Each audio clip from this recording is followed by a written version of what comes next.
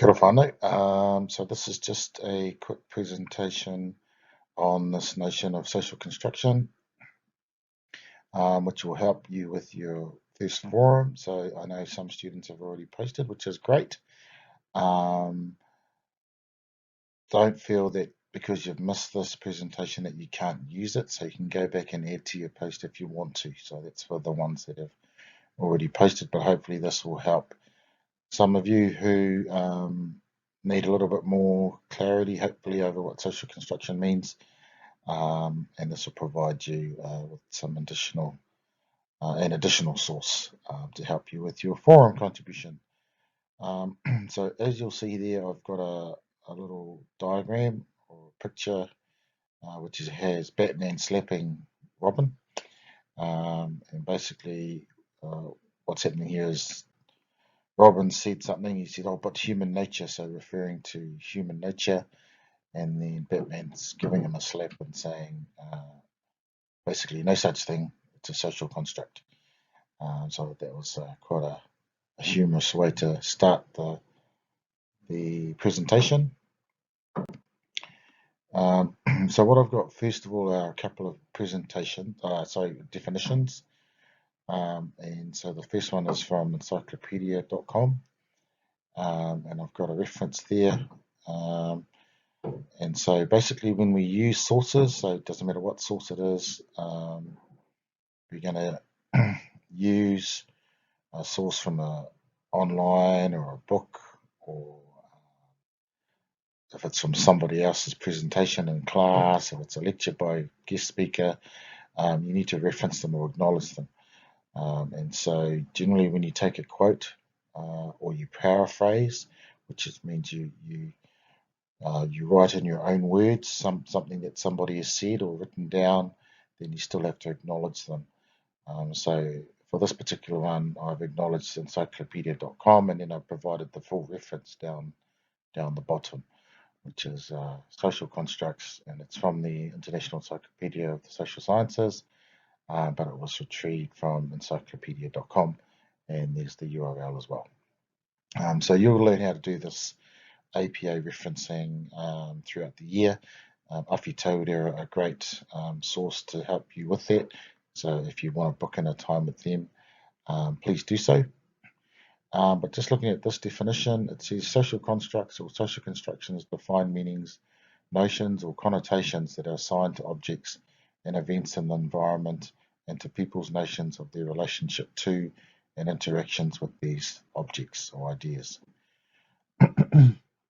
So connotations is just different meanings for the same thing. So if we take the term choice, for example, so choice as in choice, bro, that's awesome, that's one meaning, but also choice as in to choose between different things, that's also another meaning. So it has different connotations.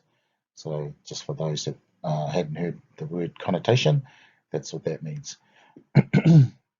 And so social construction is around how all these different meanings for terms, events, or ideas have come about. So in the domain of social construction is thought, a social construct is an idea or notion that appears to be natural and obvious to people who accept it, but may or may not represent reality. So it remains largely an invention or artifice of a given society. So social construction means, ideally that a whole group of us agree on a particular construct, and then if enough of us agree on it and believe it, it becomes sort of natural and obvious to us.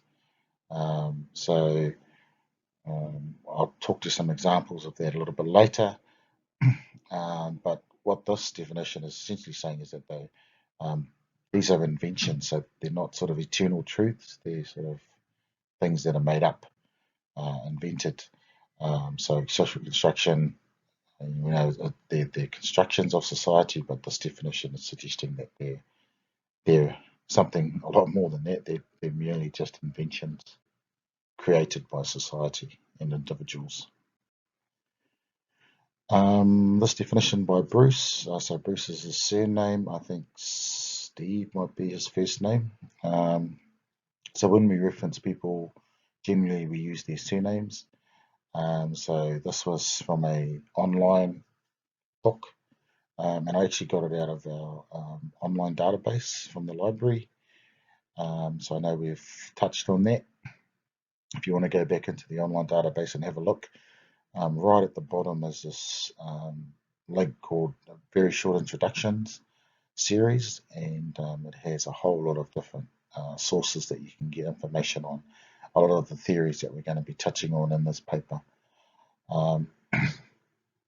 So when you take direct quotes, so like this one I've taken a direct quote, you have to inside the text when you use it. So I'm using it in a presentation. If you use it in an essay, you have to quote the surname, the year, and the page number if it's a direct quote. If it's not a direct quote, so you've just put it in your own words, but the idea is theirs, you don't need the page number to it. You'll notice in the last reference that I had, there was no page number because it was an online page. So there were no pages on it, and it wasn't a single person that wrote that, it was an actual encyclopedia. So that's the differences between these two references. So this definition suggests that social constructions are viable only to the extent that they are shared. So that's a key part of a social construction. They have to be a shared meaning, shared understanding, shared belief. This definition refers to fabrications they may be. So, they're invented, they're fabricated. But if everyone believes them, then they are no longer just beliefs. They actually become things, or how things are. So essentially, they become the truth.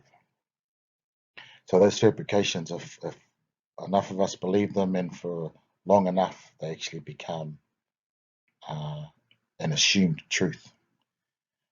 But he also goes on to state that, but a worldview that is shared by few, so not by many, people does not attain that solidity, so it does not have that truth. It isn't such a truth. It remains a belief. So if you think about Indigenous perspectives, which are generally shared beliefs of the minority, what that means in an Indigenous context in terms of the dominant culture, belief in their truths versus Indigenous beliefs or truths. So in the bigger scheme of things, valid knowledge becomes the knowledge of the dominant culture in a society, whereas the beliefs of a minority become just beliefs, they're not truths. So you can see now how social construction becomes quite an important idea in the field of Indigenous studies. Furthermore, if it is shared by very few, or even just one person, then you're seen to be mad, or totally outside of the norm. And that makes sense if somebody sort of comes out and says something outrageous that the majority of society doesn't believe, then they're sort of ostracized and made to look like they're crazy or nuts or whatever. So this is another sort of definition of this idea of social construction. What's important too, though, I think to remember is around social constructions is that they're not eternal. So they're not beliefs that are held forever. That they change over time, and I think that's an important concept to understand, because socially constructed truths, as they may be, then can be changed. And so for Indigenous, scholars to sort of change the truth of the dominant culture, of the dominant shared beliefs of society is really important. So social construction theory, gives the tools to be able to say, hey, we can shift perspectives of the dominant group in relation to certain topics relating to Indigenous people. But examples of how these social constructions change over time, one, for example, is domestic violence. So you might say domestic violence didn't really exist 20, 30 years ago. The actions or the behavior probably existed then as they do today, but it just wasn't recognised. It wasn't something that was sort of talked about. It wasn't something that um, courts and judges and police were enforcing as a part of the institution of the criminal institution, which in itself sort of asserts a particular truth, because many people didn't talk about it in those days, or didn't make complaints about it. It was sort of accepted as a part of the life that we had. And so domestic violence, in those days, wasn't recognised.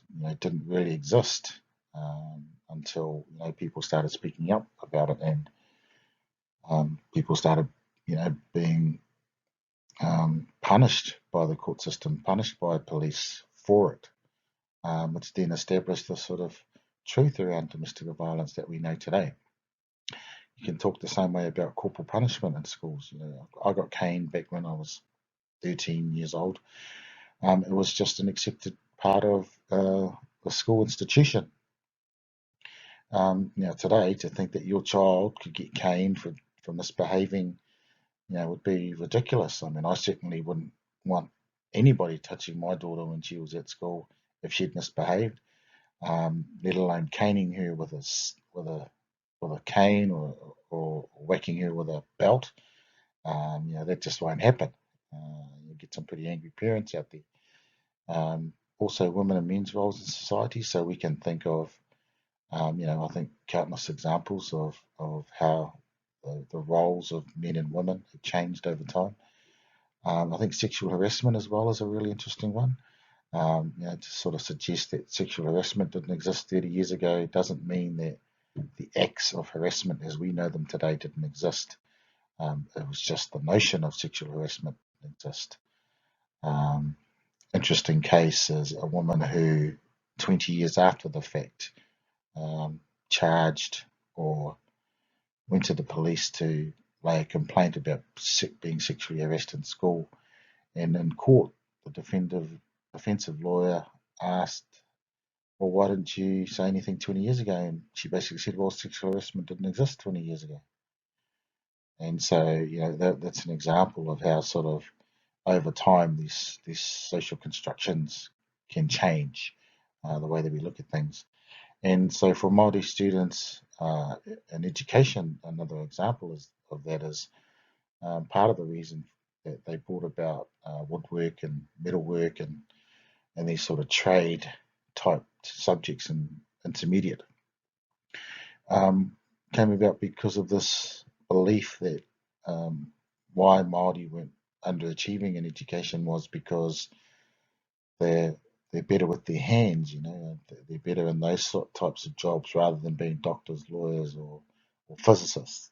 So the assumption was put on, this idea, the socially constructed idea that Māori were better suited to these occupations, instead of looking at, what was wrong with the way that education was teaching Māori students, and the cultural sort of disparities that were in those schools, and still in schools today, to a certain degree. So you can see how these social constructions, as changing over time idea, is quite an important idea to look at things differently from perhaps the way we have before. So I'm sure there's plenty others that you can think of, but when you write your forum, try and use some of these examples, particularly your own examples, and apply your own examples to your understanding of these ideas, because I think that'll be really useful when you start writing about these theories and concepts later on in more detail. So just referring back to the picture on the first slide, but social construction sort of challenges these ideas of what we call biological determinism. So biological determinism is the idea that the way you behave, think, act, what you do is biological. It's in your genes, it's inherent, it's a natural part of your physical makeup. Social construction will challenge that. So it'll challenge these ideas that women have this are biologically determined in a certain way. So the idea that women are emotional, is part of this idea of biological determinism. The idea that white men can't jump is another example of biological determinism. So these types of ideas in relation to biological determinism, while we might go, oh, actually, that sort of makes sense, we've got to be careful because historically, those types of attitudes and perspectives have been used to marginalize other groups in society. So the obvious one is Hitler and his position on the Aryan race. So blue-eyed, blonde-haired is a superior race genetically over any other race. The biological sort of differences between men and women that assert, more men as more superior to women because of their physical makeup.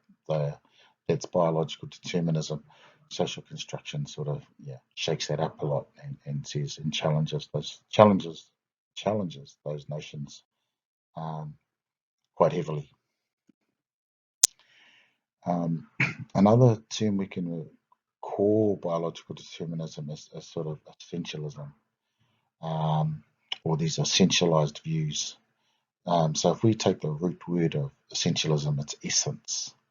So if we sort of say there's a real essence to who we are, there's an essence to being a woman, there's an essence to being a man, and all these sorts of things. These are essentialized views. Social construction challenges those. So essentialized views are, in a lot of ways, biologically determined as well. Again, don't be afraid of these words or concepts. They're just new ideas that we're getting introduced to. But essentialism and biological determinism are two concepts that we'll unpack further throughout the semester. But I've written here that essentialist ideas state that certain things are inevitable, inherent, and natural and biologically determined. An example of that is women are naturally more emotional than men. Okay, or not as good at driving. Okay, those are essentialized views.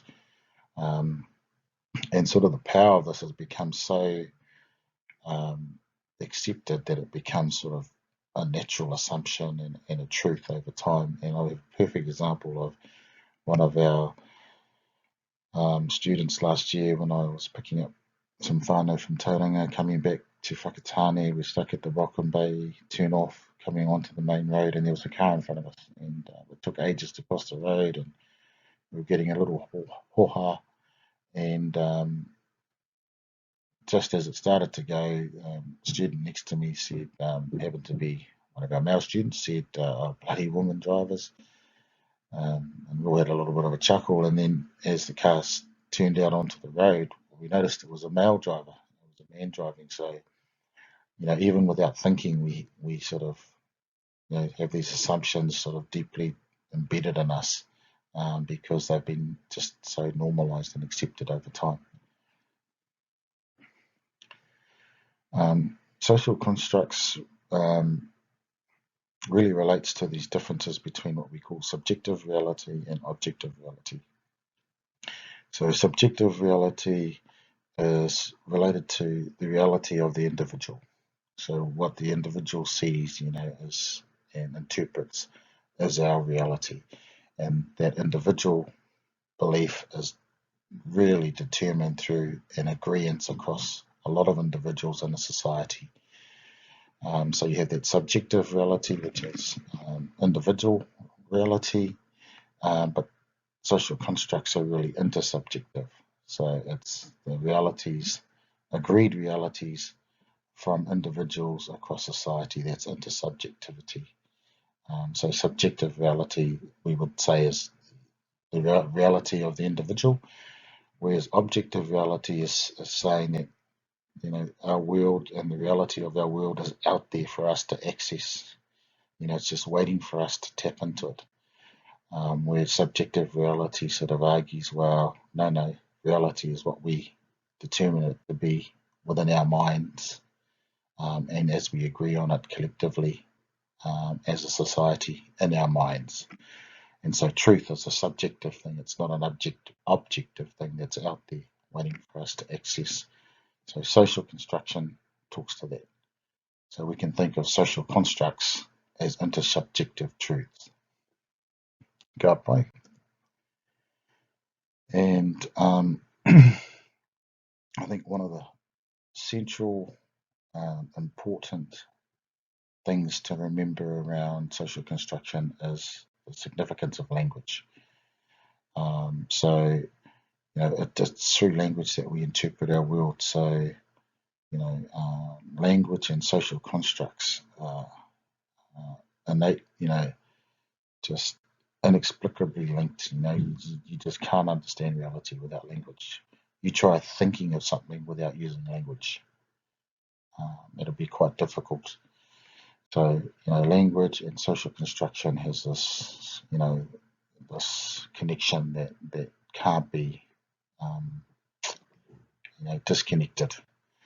But I think it's important to understand that sort of language, if we think of language as words, so words that we see on a page or on a blackboard, they're just symbols, they're symbols that we've put together, that we've attached sounds to, that give us these word sounds. So cat, for example, so the letters C-A-T are just symbols, right? They're just squiggles on a page, but then we attach sounds to that. So cat refers to those symbols.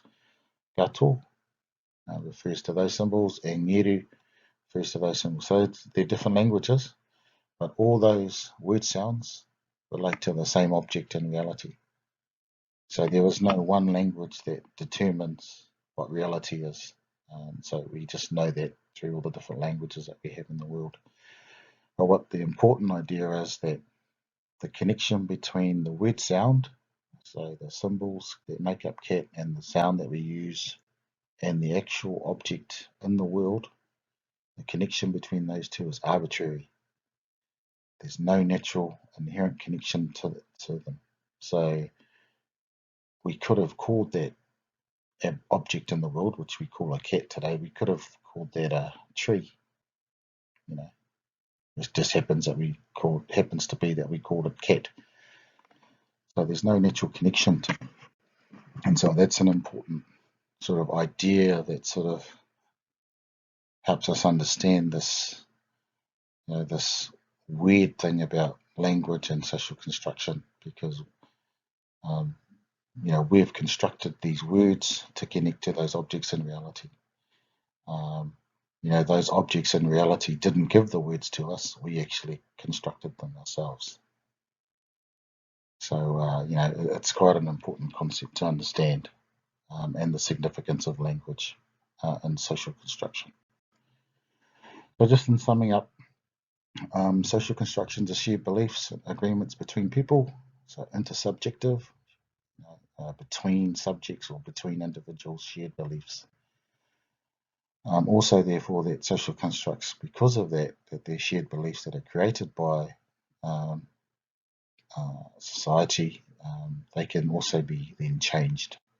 And we've given examples of how they can change over time. Social construction challenges certain ideas such as essentialism, or biological determinism, or objectivity. So these objective truths versus subjective truths.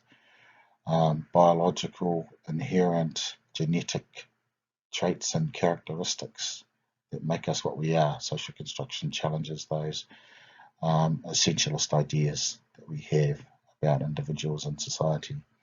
And finally, that language is essential to how we construct our world, as it is through language that we describe and make sense of things. So I hope that helps you with your forums. Keep up the good work, whānau. I know I've got a few that have uploaded. Looking forward to seeing everyone in class at the next noho in Whakatane. But I will be putting up another post video next week, read the next set of forums, which is looking at structuralism and post-structuralism. Kia ora.